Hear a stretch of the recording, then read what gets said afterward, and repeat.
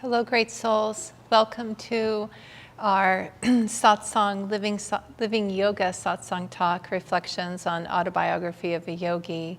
Let's take a moment together to begin with a prayer. Heavenly Father, Divine Mother, Friend, Beloved God, Great Masters of Self-Realization,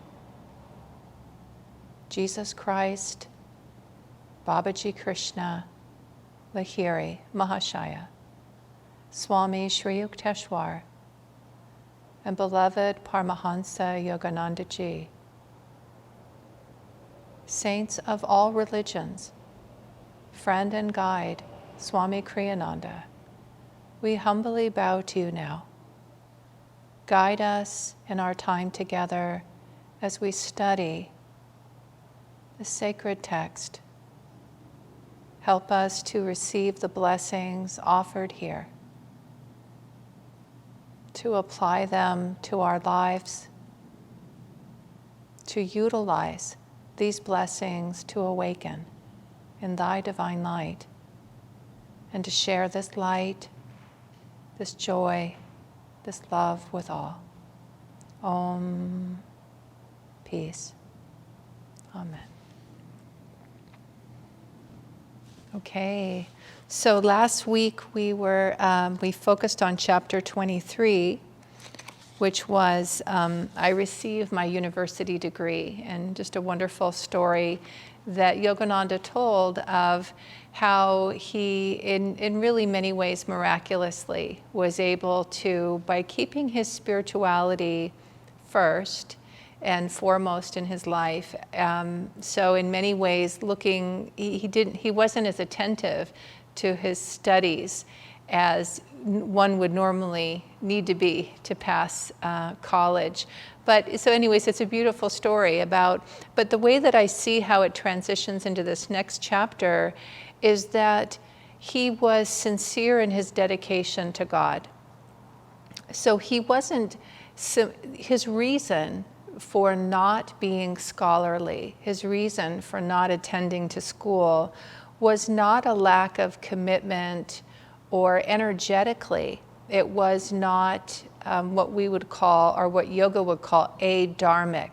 Right? So he was making a very dharmic choice.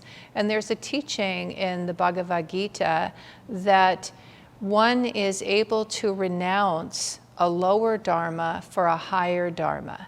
Now, this is something that is not easy to discern, and we never want to make excuses for ourselves, right? So there's a story that Swami Kriyananda, I'm trying to remember if I heard him tell it directly or someone who was there, and I'm not sure now. It might have been someone very close to him who was telling the story. Asha has said she was given the ability as his secretary to be present on many occasions in his counseling of others. And later she realized it was an opportunity not only for her own spiritual education, but so that she could pass on what she learned in observing him. And she would be present at many situations, and then sometimes he would add information to that after the session to help explain why he made the decision that he made. So there was someone who came to Swamiji and said they wanted to, apparently they were married and had children, and they wanted, I believe they had children. Now I can't remember. Probably have heard a few different, it's probably happened more than once, is what I want to say, this type of situation. But here's what Swami said to him. This person wanted to go to India. They felt that, their spiritual life, they became very inspired, and they wanted to dedicate their whole life spiritually, and they felt that the way to do that was to go to India. And what Swami said to them is that would be adharmic for you. You've already made a commitment to be married, and if this person had children, again, in this moment I can't remember that, but either way, he said it would not be the right choice for you to do that. You need to follow through with your commitment. Now, I'm saying that Swami did not live in a place of the same, absolutes is the only word that comes to mind for this moment. It wasn't cookie cutter. It wasn't that he always gave the same response to every person. He did not feel that if a marriage was damaging someone spiritually, they should stay in it. So he wasn't always telling someone you should stay married because you got married. But he would say that, first you want to honor that vow. First you want to be dharmic about the decision that you made. Then, if you're not able to pursue your life spiritually within the context of that relationship, then dharmically, it would be the right thing to end that relationship. But he could perceive with this person that they were abandoning their responsibilities. They had decided that the spiritual life was inspiring and exciting to them, and Swami was completely in support of this person staying on path spiritually, but not abandoning the principles of yoga. So yoga, the heart of yoga that we often go back to, kind of the foundation, a foundational teaching, are the yamas and the niyamas. And these are moral guidelines to help us live in harmony with our own soul nature. They are not guidelines of shaking a finger and saying you should behave this way. The teaching of yoga is that when we follow this way of living, we set free our soul from bondage. So we actually come into alignment with who we really are. And to act out of alignment would be to be adharmic.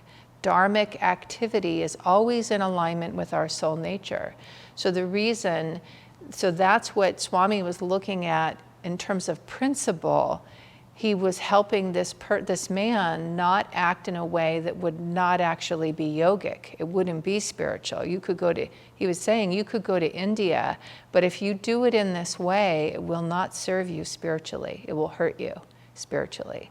So in Yogananda's story about, not attending to his schooling, it's very important to know why he didn't, that he was choosing a higher dharma. And in that situation, his guru had asked him, which his father had asked him too, to go to school. He didn't want to, but the guru didn't demand that he did more than what he did.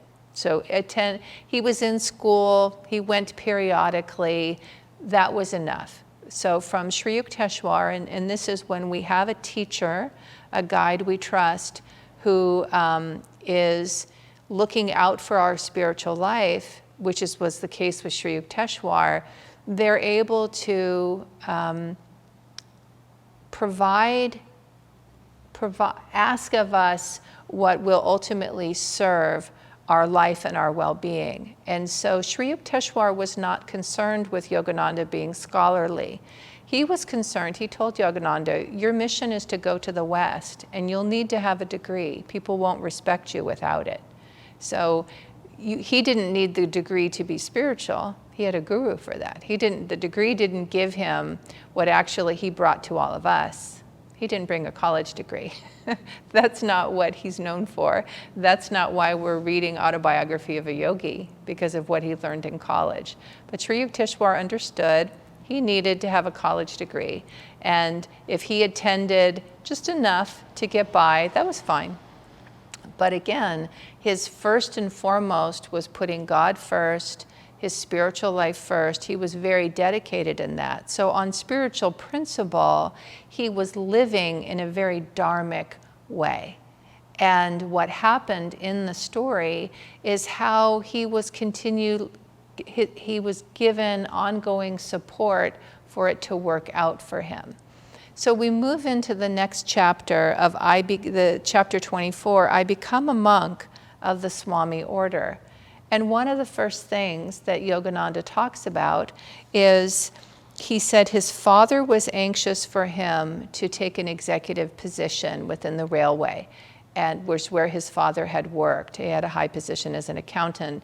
Now his son has graduated college. The most natural thing is to get a good job and he wanted him to get a good job. And Yogananda never had any interest in pursuing a worldly life. He always knew that his life was destined to be a spiritual life, to be a monk, to be a Swami. He had asked, and he says that on many occasions he had asked this question. So he goes to Sri Yukteswar and says, "Sir, will you not make me a monk of the Swami order?" So he tells him, "My father's pressuring me to take a job. I don't want to. Would you make me a Swami?" And Yogananda says that during preceding years, in order to test the depth of my determination, he had refused this same request. Today, however, he smiled graciously. "Very well. Tomorrow I will initiate you into Swamiship." So this is how the chapter begins. That part right there where he said that Sri Yukteswar had held back from making him a Swami, to test his determination, it's part of the journey in our spiritual life. There's a story later in Autobiography.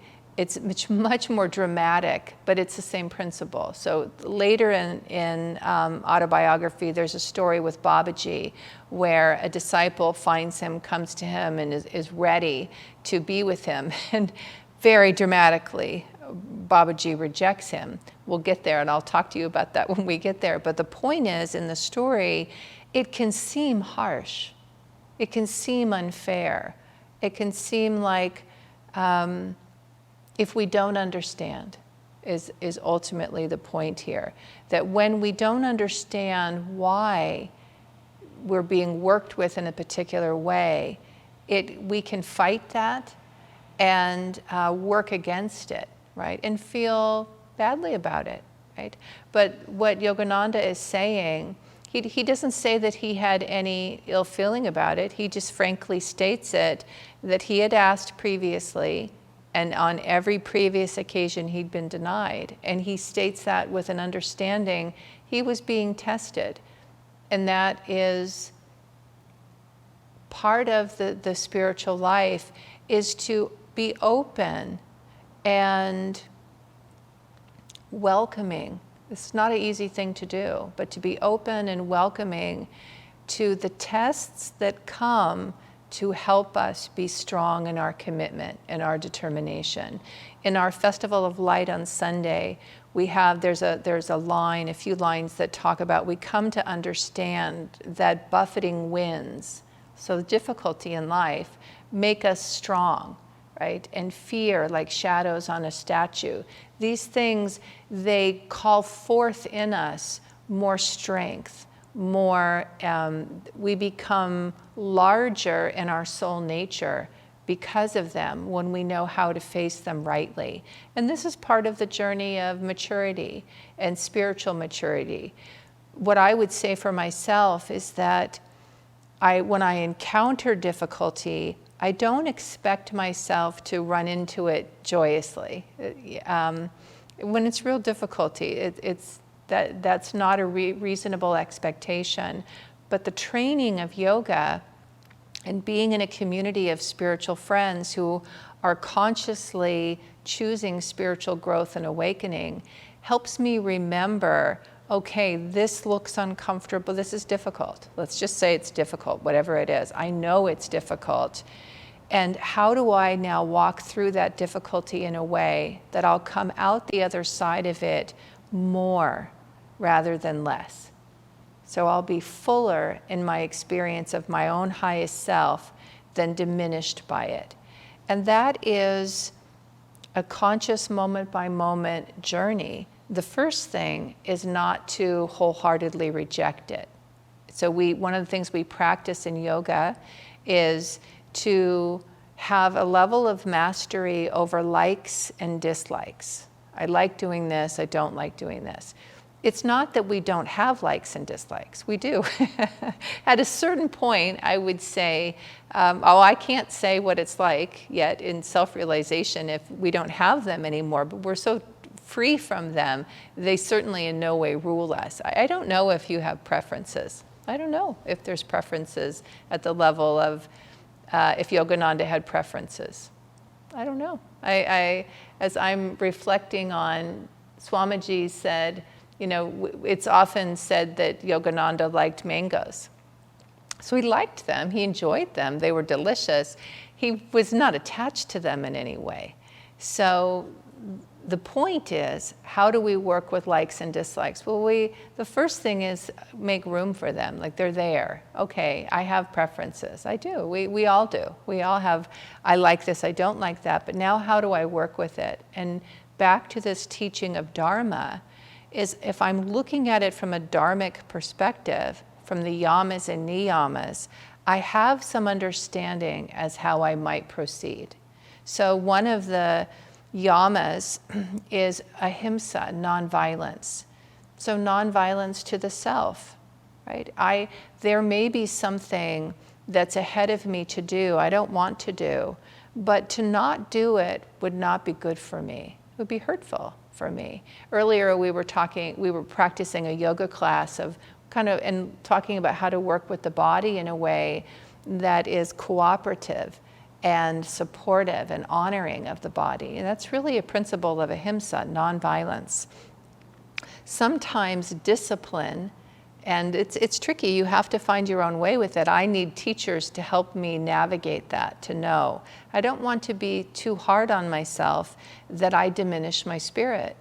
Yogananda said, too many rules kill the spirit. So if there's too much I'm requiring of myself, or is being required of me, at this point in my life it would be more about me imposing it on myself than an outer imposition. But to be mindful, is this really helping me to expand in my consciousness? That is part of what we look at with Dharma. There are, Yogananda, I'm sure I've talked about it earlier in this series, the 8 aspects of the divine. Wisdom, light, I always count them when I say them, so I make sure I get them all. Wisdom, light, love, peace, calmness, joy. Let's see. I don't know. Okay. Love, light, peace, calmness, wisdom, joy, power, and sound. Om. When we talk about sound, it's vibration. The sound of Om. Any of those, Yogananda said, are tangible ways in which we experience God consciousness, the presence of God within us and around us. Dharma, dharmic activity will always lead us in that direction, always. And adharmic will lead us away from it. So with ahimsa, discipline, if the discipline is leading me towards a greater inner experience of soul freedom, it's the right discipline. And if it diminishes me and diminishes my consciousness, it's not. Well, that takes some experimenting to know. And part of what Yogananda said, and he says it in this chapter about yoga, so he starts with Swami order, and then he moves into what is yoga. Not all Swamis are yogis. That's interesting. So I'll talk a little bit about the Swami order. He says not all Swamis are yogis. He was. So yoga is, Swamis would be, they would be dharmic, but they wouldn't be following the scientific approach of yoga for God realization.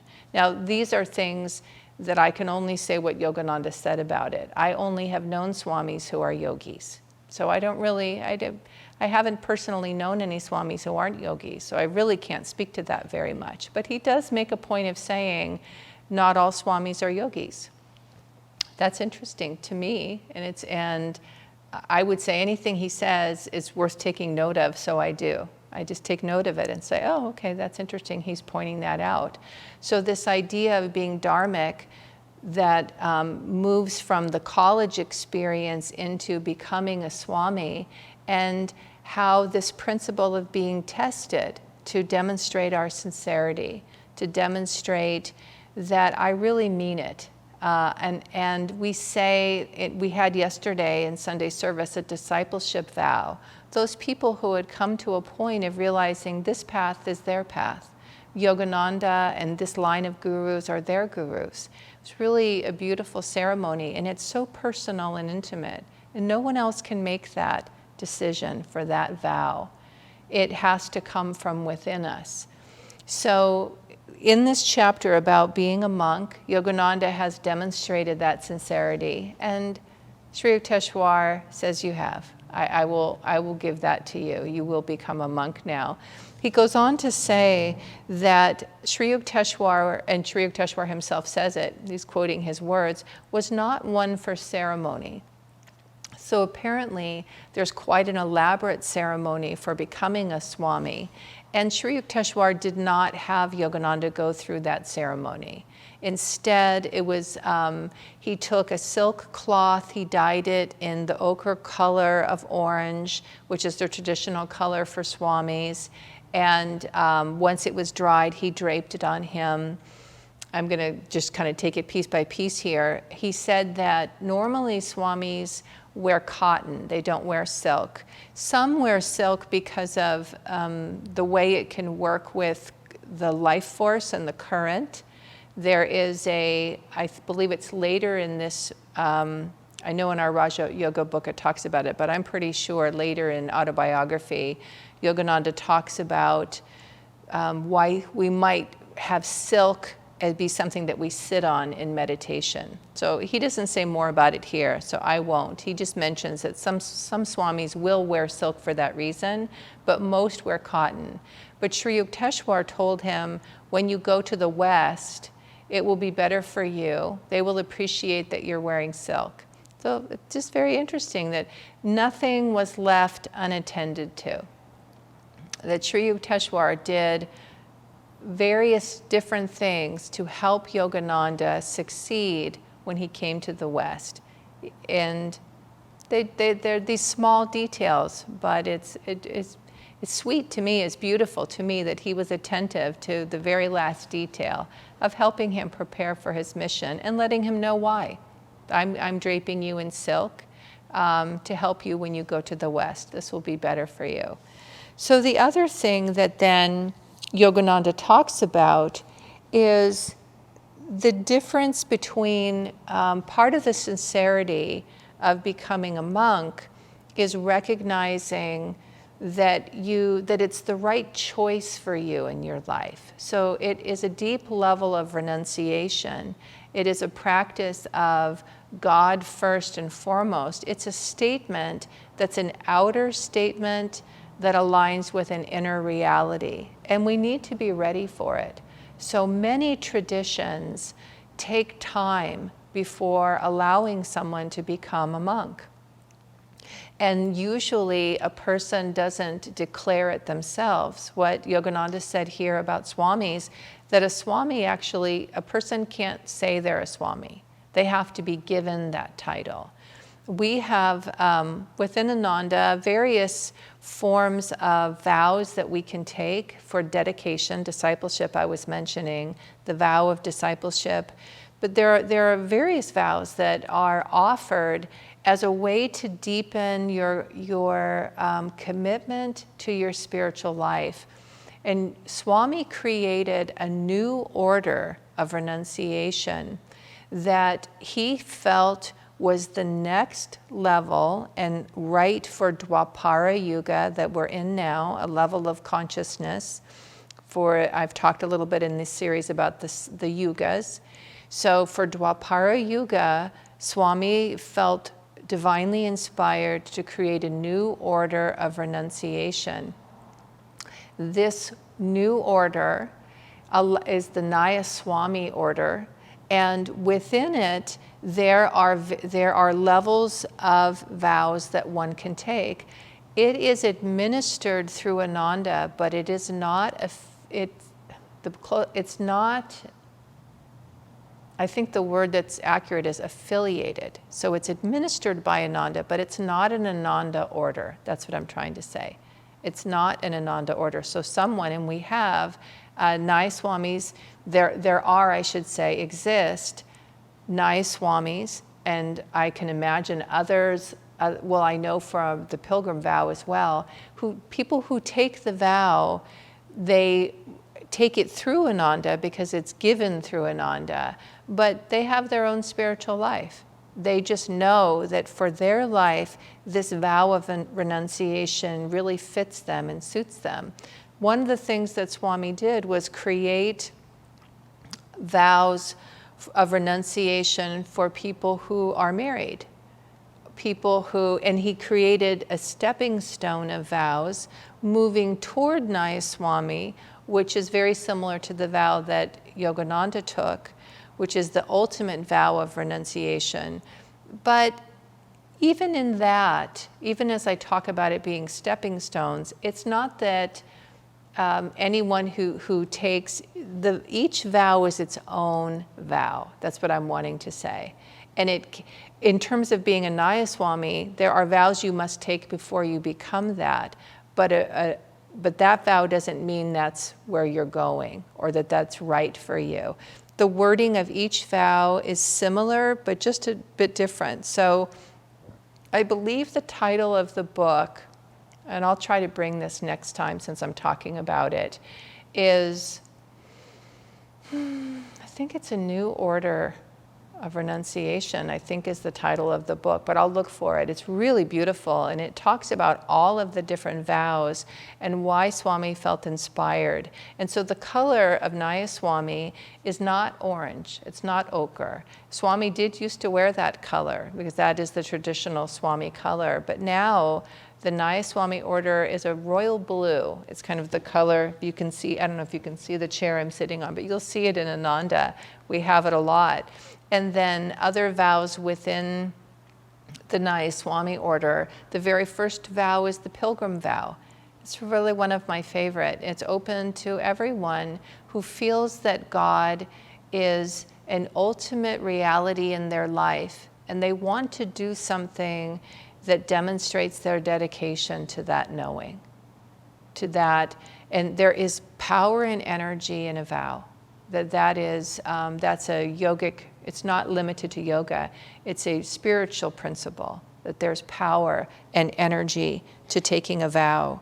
So the pilgrim vow, and then next from the pilgrim vow can be either brahmacharya or tyagi.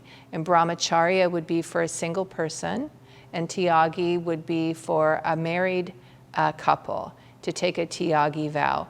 But for the tyagi, you have to make sure that you're not allowed to take that if you have children in your care, because in terms of dharma, you have to be able to tend to that responsibility first, right? To fulfill that responsibility before the next one.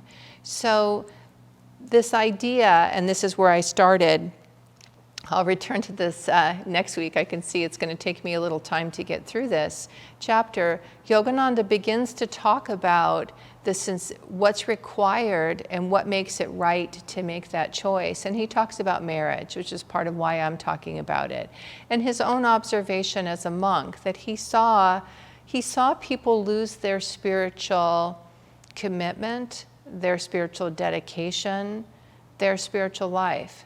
In making the choice where they had been spiritual and they got married, it wasn't a great choice for them spiritually.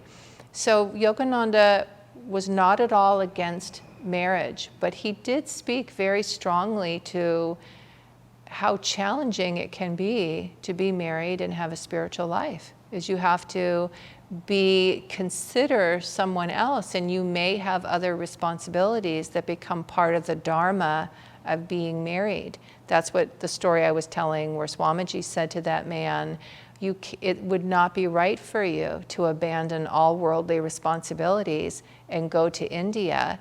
And yes, it sounds lovely, but you have other responsibilities. You've taken another vow, and you need to honor that vow first. So the idea that we work with here, and Yogananda's opening for us, is this opportunity to look honestly at our lives. And what does it mean to grow spiritually and move forward in a way that is principled? Right? So to be, every choice that we make, are we standing on solid ground, on dharmic ground? And then there's an alignment energetically that supports us spiritually when we do. So we can grow, and this is the Nayaswami order. You can be a Swami and be married, right? So here's the expansion. Here you had to choose married or not married for a reason, because those who were married rarely could stay spiritually committed to the path. We're in Dwapara Yuga. Things are different. It is possible to be married and be a Nayaswami. You're still making the same deep vow of renunciation, but it's possible to do that as a married couple. And we have many married Nayaswamis in Ananda. So that's our path. That's as much as I can share with you today. We're out of time. But I just ask you, I invite you this week to be listening within yourself for Dharma. What does that mean to you? What is your relationship with moving forward with every decision, with the question, is this expanding me and helping me to feel more fully in my soul nature or not? And see if that helps you in your choices this week. Okay, great souls. It's so good to be with you. Many, many blessings to you today. Wishing you a beautiful week.